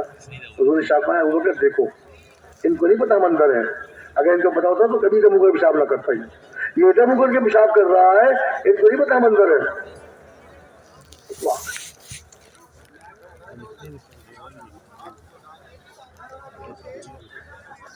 سراقہ پہنچ گئے. جب 3 دن کے بعد آپ غار سے نکلے، 3 دن بعد غار سے نکلے، مدینے سے جا رہے ہیں، سراقہ ڈھونڈتے ڈھونڈتے پیچھے آ گیا.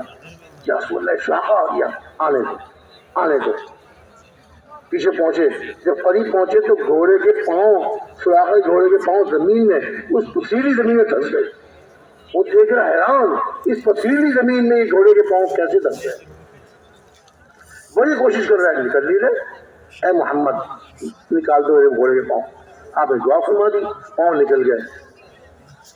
اب اس نے وعدہ تو کیا تھا کہ میں کچھ نہیں، آپ کے پیچھے نہیں کروں گا، لیکن 100 اونٹوں کا لالچ، 100 اونٹوں کا لالچ، پھر پیچھے چل پڑا۔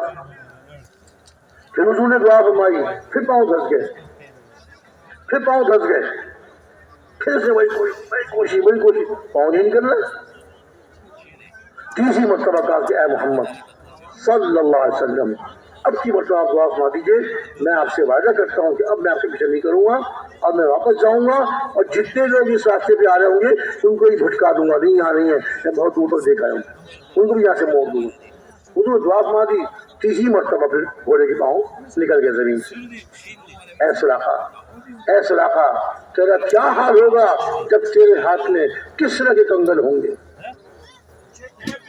کہاں تو یہ حال، کہاں تو یہ حال کہ چھپ چھپ کے نکل رہے ہیں، ہجرت فرما رہے ہیں، اور خوشخبری اور وعدہ کیا فرمایا جا رہا ہے؟ کسرا کے کنگن تیرے ہاتھ میں ہوں گے۔ تو اس کی تو آنکھیں پھٹ گئی، دماغ اس کا ہو گیا۔ کسرا ابن ہرمز، وہ فارس اور روم تو اس زمانے کی بڑی سلطنت تھی، سلطنتیں روم اور فارس بڑی سلطنتیں۔ تو آگے کیا کہہ رہے ہیں؟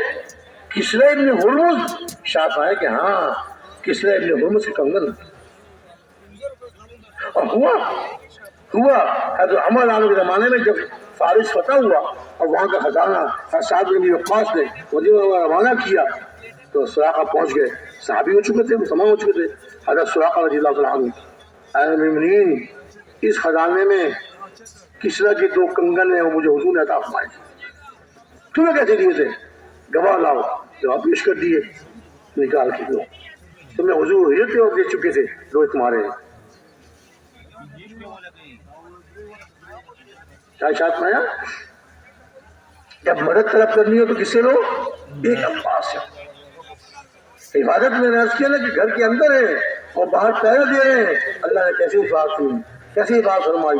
غار کے اندر ہے، مکڑی نے جہاں تن دیا اس جالے سے اللہ نے حفاظت فرمائی۔ حفاظت فرمانے والے اللہ ہے، نہ مکڑی حفاظت کرنے والی، نہ انسان، نہ جانور، حفاظت تو اللہ کی کافی ہے، حفاظت اللہ کی کافی ہے۔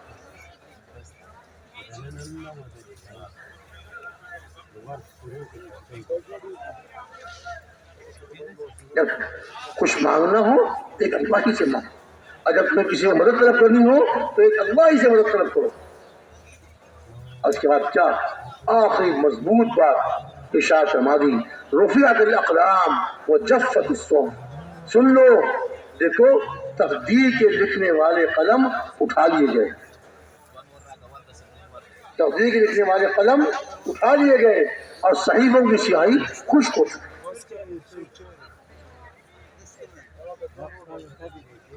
تقدیر کے لکھنے والے قلم اٹھا لیے گئے اور صحیفوں کی سیاہی خشک ہو چکی۔ یا رسول اللہ، پھر ہم تقدیر بھروسہ کر لیں، عمل نہ کریں؟ فرمائے نہیں، عمل کرو۔ ہر ایک کے لیے اللہ وہ سال کر دیں گے جو اس کے لیے اللہ نے لکھ دیا۔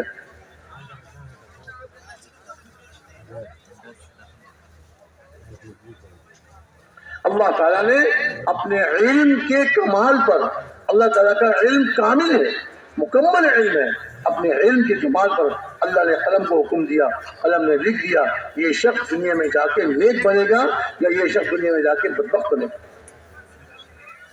وہ اللہ کے اس لکھوانے سے یہ آدمی مجبور نہیں ہوا، اللہ تعالیٰ کا علم کامل ہے، اپنے علم کے کمال پر اللہ نے لکھوا دیا یہ آدمی دنیا میں جا کے نیک بخت بنے گا یا بدبخت بنے گا، سعید بن کے ہمارے یہاں آئے گا یا بدبخت بن کے ہمارے یہاں عالم برزخ میں آئے گا۔ میرے محترم بھائی دوستوں بزرگوں، یہ عرض کیا جا رہا ہے کہ ہم اللہ رب العزت پہ یقین رکھیں، کرنے والے وہ ہیں، ان کے قبضے میں سب کچھ ہے، پیدا بھی انہوں نے کیا اور چلا بھی وہ رہے، پیدا بھی انہوں نے کیا اور ہر چیز کو اللہ تعالیٰ زندگی بھی دے رہے ہیں، اور اللہ تعالیٰ ہر چیز کو اس کی روزی بھی دے رہے ہیں۔ ساری مخلوق انسان، جانور، چرنے والے جانور، چرند، اڑنے والے پرندے اور پھاڑ کھانے والے درندے، سب کو روزی اللہ دے رہا ہے۔ ہمارے استاد تھے مرحوم مولانا عبدالرحمان صاحب، وہ فرمایا کرتے تھے اللہ تعالیٰ شیر کو جنگل میں بھی گوشت دے۔ مثال میں دیا کرتے تھے کہ دیکھو روزی اللہ دیتے ہیں، شیر کو جنگل میں بھی اللہ گوشت دیتے ہیں، نہ گوشت کھاتا ہے وہ۔ سارے پھاڑ کھانے والے جانوروں کو، چرنے والوں کو، اڑنے والوں کو، سمندر کی مخلوق کو، سب کو اللہ روزی دیتا ہے۔ انسان کا یقین بگڑ جاتا ہے ماحول کو دیکھ کر، لوگوں کو دیکھ کر، کہتا ہے کہ میں اپنے قوت بازو سے کماتا ہوں، قوت بازو سے پڑھتا ہوں، میں اپنی طاقت سے کماتا ہوں۔ تو کیا ہے؟ تیری حیثیت کیا ہے؟ تجھے بھی اللہ روزی دے رہے ہیں اور ساری مخلوق کو اللہ روزی دے رہے ہیں، ساری مخلوق کو اللہ روزی، ساری مخلوق کو اللہ پال رہے ہیں، ساری مخلوق کو اللہ پال رہے ہیں۔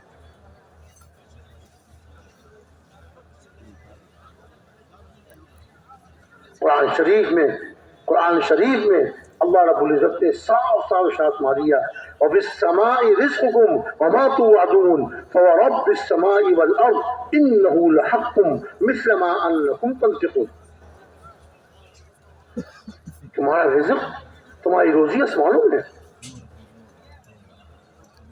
ایک اللہ والوں نے، بزرگوں نے ارشاد فرمایا روزی تو اللہ نے آسمانوں میں رکھی ہے، ہم زمین میں تلاش کرتے تو ملے تو کیسے ملے؟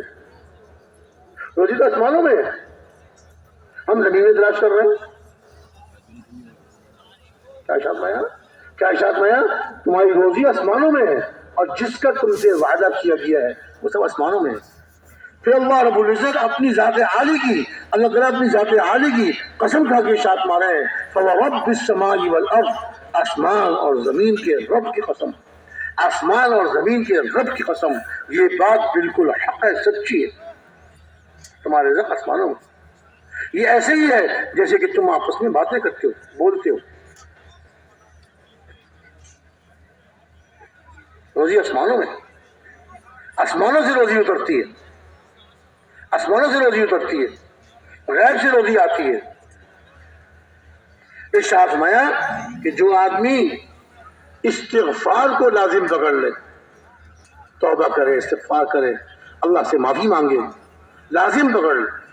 علماء پاتے ہیں لازم پکڑنے کا مطلب یہ کہ وہ بہت کثرت سے کرے، استغفار کثرت سے کرے۔ اور یہ بھی مطلب ہے کہ اگر ایک آدمی دن بھر میں 3 تسبیحاں 300 مرتبہ 300 مرتبہ استغفار کر لے تو انشاءاللہ وہ کثرت سے استغفار کرنے والوں میں شمار ہو جائے گا، اور کثرت سے استغفار کرنے والا استغفار کو لازم پکڑنے میں شمار ہو جائے گا۔ کیا وعدہ فرمایا کہ جو آدمی استغفار کو لازم پکڑ لے، فرمایا اللہ تعالیٰ ہر تنگی سے راستہ نکالے گی۔ استغفار کو لازم پکڑنے والا، استغفار کو کثرت سے کرنے والا، کم سے کم 3 تسبیح 300 مرتبہ پڑھنے والا، اللہ ہر تنگی سے راستہ نکالے گا۔ ایک انعام، ہر غم سے نجات نصیب فرمائیں گے۔ دوسرا انعام، ہر تنگی سے راستہ نکالیں گے، ہر غم سے نجات نصیب فرمائیں گے۔ دوسرا انعام، اور تیسرا انعام کیا فرمایا؟ وہاں سے روزی عطا فرمائیں گے جہاں سے روزی ملنے کا وہم و گمان بھی نہیں ہے، جہاں سے روزی ملنے کا وہم و گمان بھی نہیں ہوتی۔ استغفار اسی طرح تقوی کے بارے میں بھی آتا ہے وَمَن يَتَّقِ اللَّهَ يَجْعَلْ لَهُ مَخْرَجًا وَيَرْزُقْهُ مِنْ حَيْثُ لَا يَحْتَسِبُ۔ جو اللہ کا تقوی اختیار کرتا ہے، اللہ کا تقوی اختیار کرتا ہے، گناہوں سے بچتا ہے، اللہ کی نافرمانیوں سے بچتا ہے، اور اعمال کرتا ہے، اللہ کی اطاعت میں مشغول رہتا ہے۔ تقوی، گناہوں سے بچنا اور اللہ کی اطاعت میں مشغول ہونا۔ جو اللہ کا تقوی اختیار کرتا ہے، ارشاد فرمایا یجعل لہ مخرجا، اللہ ہر تنگی سے راستہ نکالیں گے، اللہ تعالیٰ ہر تنگی سے راستہ نکالیں گے۔ وَيَرْزُقْهُ مِنْ حَيْثُ لَا يَحْتَسِبُ، اور وہاں سے روزی عطا فرمائیں گے جہاں سے روزی ملنے کا وہم و گمان بھی نہیں ہو۔ حضرت مقداد رضی اللہ عنہ صحابی ہے، مدینہ منورہ سے باہر تشریف لے گئے اپنی ضرورت پوری کرنے کے لیے۔ شروع زمانے میں مدینہ منورہ میں گھروں میں بیت الخلاء وغیرہ نہیں ہوتے تھے، باہر ضرورت پوری کرنے کے لیے جایا کرتے تھے۔ تو ابھی ضرورت پوری کرنے کے لیے، پیشاب کرنے کے لیے بیٹھے ہی تھے کہ سامنے چوہے کا ایک بل تھا۔ چوہا اپنے بل سے نکلا اور اس کے منہ میں ایک دینار اشرفی، وہ دوائی اس نے وہ لا کے سامنے ڈال دی حضرت مقداد کی۔ دوبارہ بل میں گیا پھر ایک دینار، پھر اسی مرتبہ گیا پھر ایک دینار۔ اب یہ پیشاب کر رہے ہیں اور یہ دیکھ رہے ہیں کیا ہو رہا ہے۔ 16 مرتبہ گیا اور 16 مرتبہ میں ہر مرتبہ ایک دینار لا کے ڈالتا رہا۔ آخری مرتبہ جو اشرفیوں کی تھیلی تھی جس میں 17واں دینار تھا، وہ گھسیٹتا وہ لا کے دیناروں کے اوپر ڈال دی، گویا کہ اس نے کہہ دیا جو کچھ میرے پاس دولت تھی سب دے دیا۔ ہمارے بزرگ مانتے ہیں کنجوس، چوہا بڑا کنجوس جانور ہے۔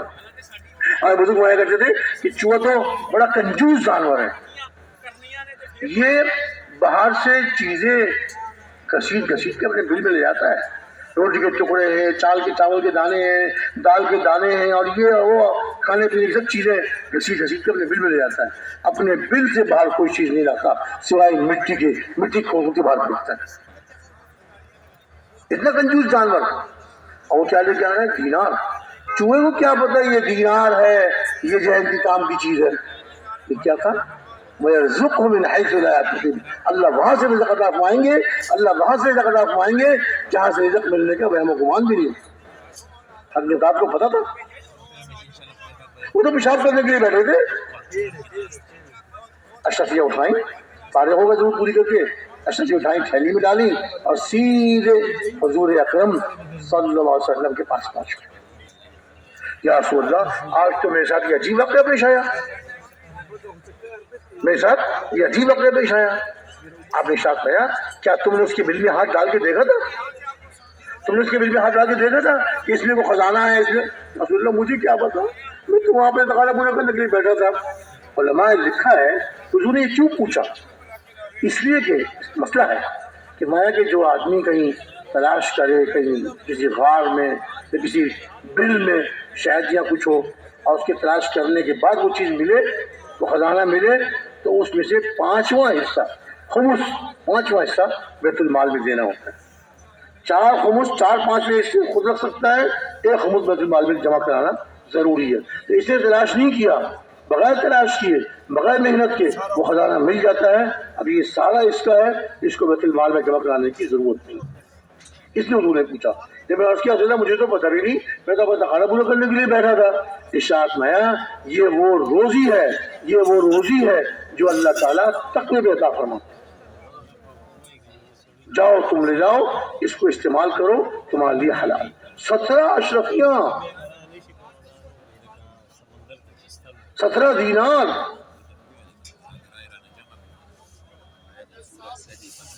ایک صحابی گھر میں تھے، روزہ تھا،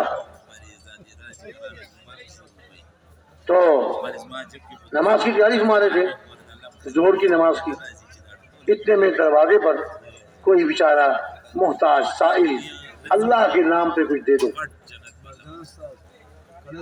اپنی خادمہ سے کہا جو 6 درہم رکھے ہیں نا وہ دے دو۔ اس خادمہ نے کہا صرف 6 ہی درہم ہیں اور کچھ نہیں، آپ کا روزہ بھی ہے، کوئی ملاقہ نہیں، دے دو۔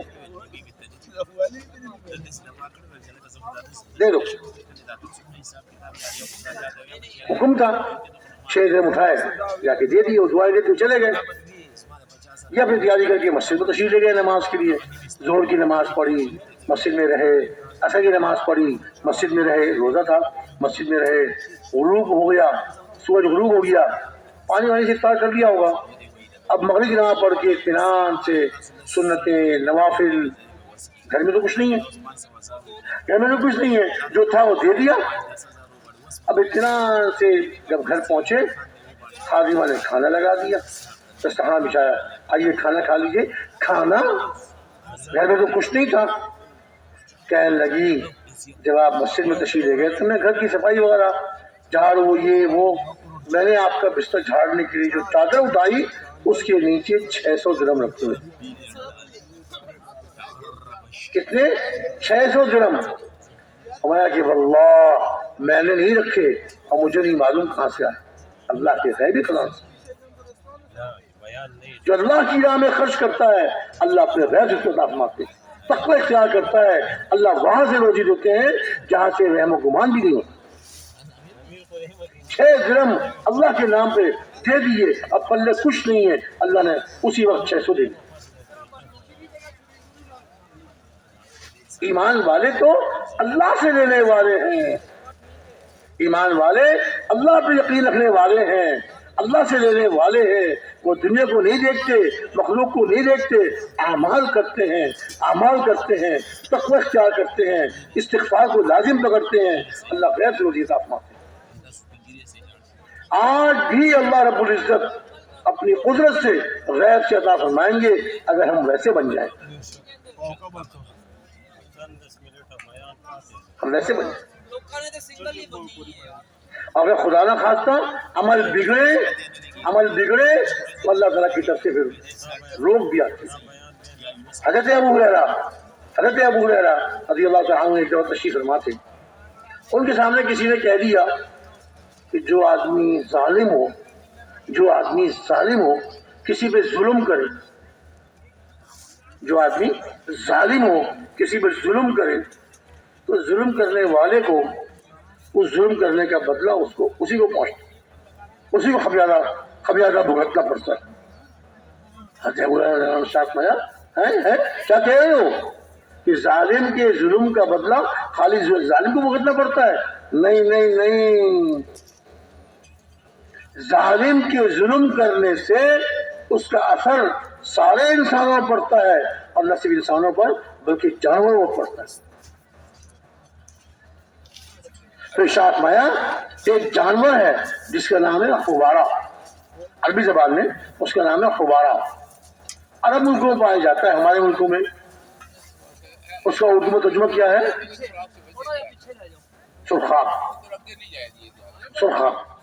سرخاب نام ہمارے یہاں ایک پرندے کا ہے. ہم جانتے نہیں، کبھی کسی نے دیکھا نہیں، ہمارے بڑوں نے کبھی دیکھا. ہمیں محاوروں میں کہیں استعمال کیا جاتا ہے. کوئی آدمی کسی کا ذرا بہت خیال کرے نا، کہتے کیا اس کے سرخاب کے پر لگے ہوئے ہیں کہ تم اس کے پیچھے جو بچے اس کے خیال کرتے ہو؟ سرخاب کے پر لگے ہوئے اس کے.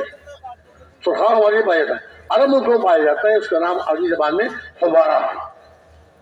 حضرت ابو ہریرہ نے ارشاد فرمایا کہ خبارہ پرندہ وہ پرندہ ہے کہ اللہ تعالیٰ نے اس کو یہ طاقت دی ہے کہ یہ اپنی روزی دانے دنکے کی تلاش میں اگر اپنے گھونسلے کے آس پاس نہ ملے تو یہ اڑتا ہے، جاتا ہے، تلاش کرتا ہے اور اڑتا ہے.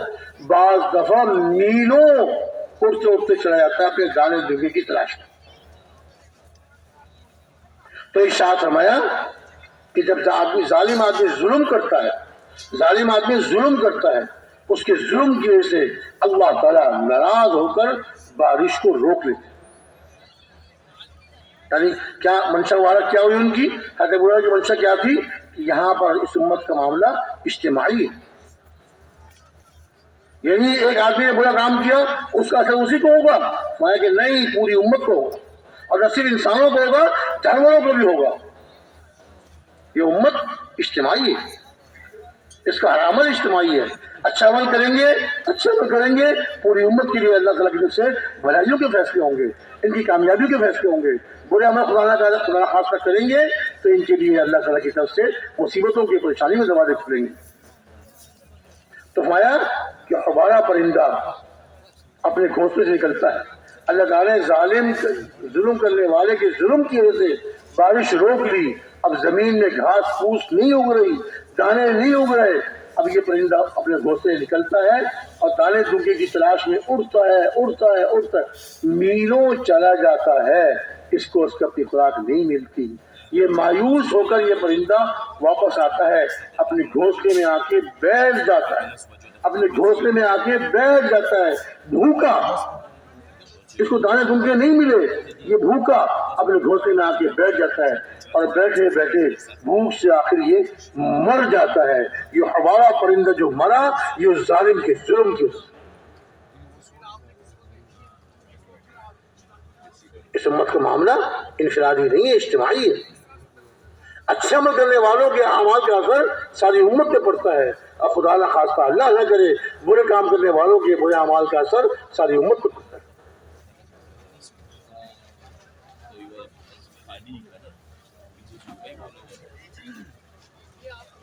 اور نیک عمل کرنے والے کے بارے میں کیا ارشاد فرمایا، من عمل صالحا من ذکر او انثى وهو مؤمن فلنحيينه حیاتا طیبہ ولنجزینهم اجرهم باحسن ما كانوا يعملون۔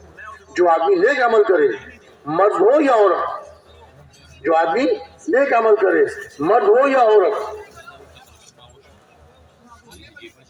ہو ایمان والا، وہ مومن ہو، ایمان والا ہو، ارشاد فرمایا البتہ ضرور بھی ضرور، دیکھیے تین تاکیدیں، البتہ بھی تاکید کا لفظ ہے، ضرور یہ بھی تاکید کا لفظ ہے، بھی ضرور یہ بھی تاکید کا لفظ ہے، تین تاکیدوں کے ساتھ ارشاد فرمایا جا رہا ہے البتہ ضرور بھی ضرور ہم اس کو حیات طیبہ عمدہ زندگی عطا فرمائیں۔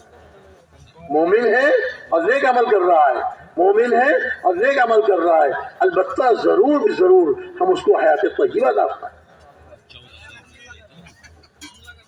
عمدہ زندگی کے لیے۔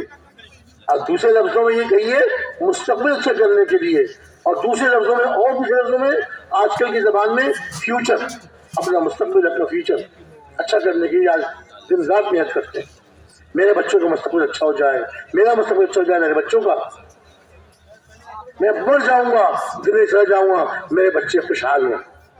کتنی محنت کرتا ہے آدمی، کتنی محنت کرتا ہے، اور یہاں وعدہ کیا ہے، ایمان اور نیک عمل، ایمان والا ہوتے ہوئے نیک عمل کرے گا، البتہ ضرور بھی ضرور ہم اس کو حیات طیبہ عطا فرمائیں گے، اس کا مستقبل اچھا کر دیں گے۔ اور یہ وعدہ دنیا کا ہے، دنیا میں عطا فرمائیں گے، کیونکہ آخرت کا وعدہ تو اسی آیت کے اگلے ٹکڑے میں ہے، ارشاد فرمایا البتہ ضرور بھی ضرور ہم ان کو ان کے اچھے عملوں کا بدلہ عطا فرمائیں گے، یعنی آخرت میں۔ اعمال، ایمان والے تو اپنے ایمان کو مضبوط کرتے ہیں، اپنے یقین کو مضبوط کرتے ہیں، اور اعمال اختیار کرتے ہیں، نیک عمل اختیار کرتے ہیں، اللہ غیب سے ان کی روزی ان کو عطا فرماتا ہے۔ ایک آیت میں کیا ارشاد فرمایا، قرآن پاک کی ایک آیت میں ارشاد فرمایا ولو ان اهل القرى یہ ہے وہ ولو ان اهل القرى آمنوا واتقوا لفتحنا عليهم بركات من السماء والارض، اگر یہ بستیوں والے ایمان لے آتے اور تقوی اختیار، اللہ کا ارشاد فرمایا ومن اصدق من اللہ قیلا ومن اصدق من اللہ حدیثا، اللہ سے زیادہ سچی بات کس کی ہو سکتی ہے، اللہ سے زیادہ سچا قول کس کا ہو سکتا، کسی کا نہیں ہو سکتا۔ ذالک الکتاب لا ریب فیہ، یہ کتاب ہے جس میں کوئی شک نہیں، شک کی گنجائش نہیں۔ بستیوں والے ایمان لے آتے اور تقوی اختیار کرتے، ارشاد فرمایا آسمان سے اور زمین سے ہم ان کے لیے برکتوں کے دروازے کھول دیں۔ آج ہمارے عمل بگڑے زندگیاں بگڑی، عمل بنیں گے زندگیاں بنیں گی، کہاں چلے گئے ہم؟ مومن ہو کر، ایمان والے ہو کر اللہ کی نافرمانیاں، چاہے نبی کی سنتوں کو چھوڑنا، چاہے نبی کے طریقوں کو چھوڑنا، اپنے لیے بھی تباہی اور امت کے لیے تباہی۔ امت کا معاملہ اجتماعی، امت کا معاملہ اجتماعی، اپنے آپ کو بھی نیک اعمال کا عادی بنانا ہے، اور ایک ایک مسلمان پر محنت کر کے ان کو نیک اعمال کرنے والا، حضور کے طریقوں پر چلنے والا، حضور کی ایک سنت کا عمل کرنے والا بنانا۔ یہ امت بھیجی گئی ہے، اس کو چنا گیا ہے، وَجَاهِدُوا فِي اللَّهِ حَقَّ جِهَادِهِ هُوَ اجْتَبَاكُمْ، اللہ کی راہ میں جدوجہد کرو جیسے جدوجہد کرنے کا حق ہے۔ اللہ نے تم کو چن لیا ہے، اللہ نے تم کو چن لیا ہے۔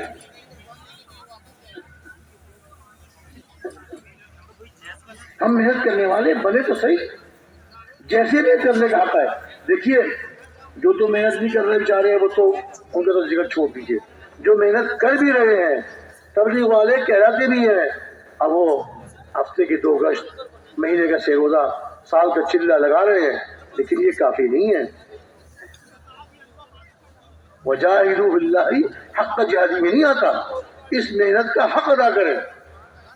کوئی دکان چلتی ہے ہفتے میں 1 دن کھولنے سے؟ کوئی کارخانہ چلتا ہے 1 دن کام ہونے سے؟ یہ تو ہر روز محنت کرنی ہوگی، ہر روز اپنی مسجدوں کو اعمال سے آباد کرنا ہوگا، اپنی مسجدوں کو وقت دینا ہوگا، اپنے محلے میں 2 ساتھیوں کی جماعت بنا کر گشت کر کے گھر گھر اور فرد فرد جا کے محنت کرنی ہوگی۔ پھر دیکھیے اللہ کیسے غیب سے عطا فرماتے ہیں، کیسے اللہ تعالیٰ غیب سے روزیوں کے دروازے کھولتے ہیں۔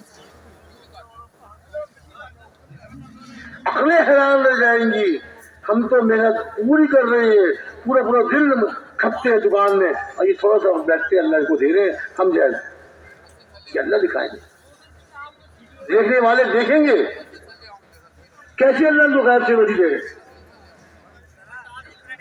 بہت دور چلے گئے میرے بھائیوں، بہت دور چلے گئے، راستہ وہی ہے، محنت وہی ہے، اسی پر ہم نے آنا ہے اور اس پر آئیں گے۔ اللہ رب العزت آج بھی اپنی قدرت ظاہر فرمائیں گے۔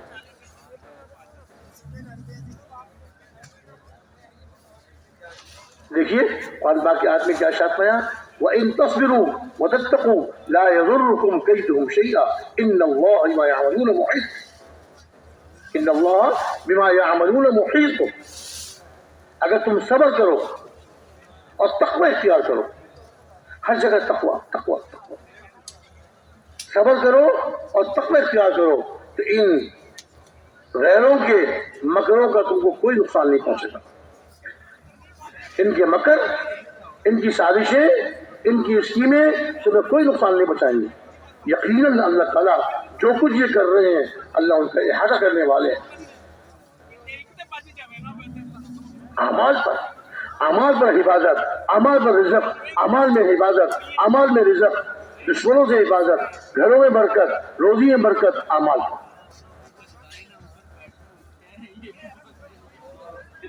میرے بھائی دوستو بزرگوں، بس اس کو ہم اس کا عزم کریں کہ دعوت والی محنت، یہ مبارک محنت، یہ ہماری محنت ہے، یہ ہمارا کام ہے۔